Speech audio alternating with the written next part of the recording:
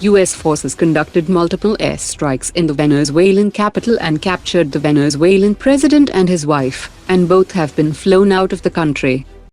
Nigeria's Chinese-supplied CH-4 armed drone has crashed during operations, again raising concerns over the reliability of Chinese unmanned combat aerial vehicles. During the Chinese military drills around Taiwan, Taiwan's upgraded F-16V fighter jets achieved radar locks on Chinese J-16 jets and Chinese KJ-500 AWACS. That highlights a gap between Chinese rhetoric about superior capabilities and their actual operational performance. Swadeshi Empresa Private Limited has secured an order from the Indian Air Force for 80 military-grade firefighting bots. The central government has formally notified the acquisition of 382 acres of private land in Assam to facilitate the upgrade of the Tezpur Air Force Station. The land will support infrastructure enhancements, deployment of advanced weapon systems, and strategic assets specifically for the Indian Air Force. The Chief of Defence Staff inaugurated the upgraded runway at the Indian Air Force's Nicobar Air Base, marking a significant enhancement to India's strategic military infrastructure in the Andaman and Nicobar Islands. The Vice Chief of the Indian Army visited the defence manufacturing facilities of Larsen & Toubro and Bharat Forge in Pune, where he reviewed ongoing work in robotics, UAVs and modern artillery systems like the MAG 155mm 45 caliber mounted artillery gun. Pune-based NIBE Limited has secured a 292.69 crore rupees contract from the Indian Army for supplying ground equipment, accessories, electronic sequence programming units and ammunition for a universal rocket launcher system that can integrate multiple rocket types and deliver precision strikes at ranges of 150 kilometers and 300 kilometers.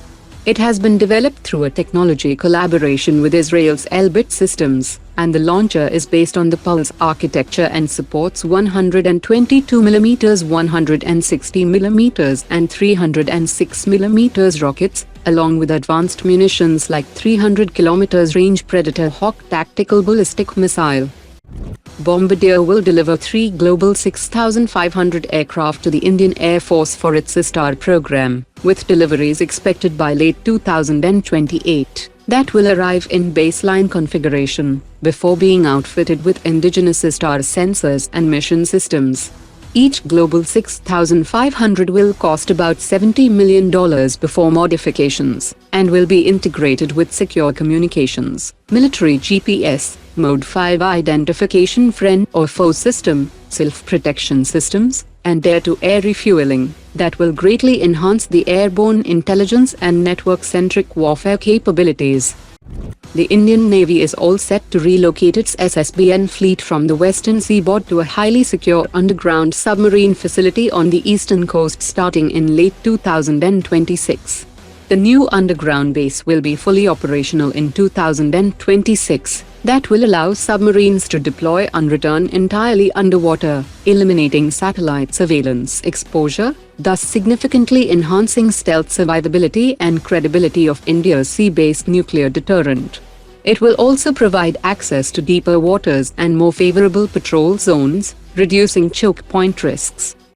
The Indian Air Force views the Tejas Mark II as Mini-Rafale aircraft that will complement the Rafale fleet and future AMCA, rather than operate as a standalone fighter jet.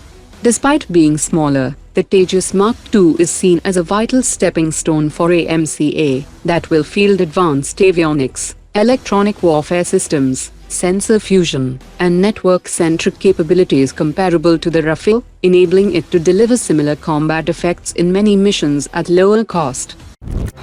Today's top 3 comments.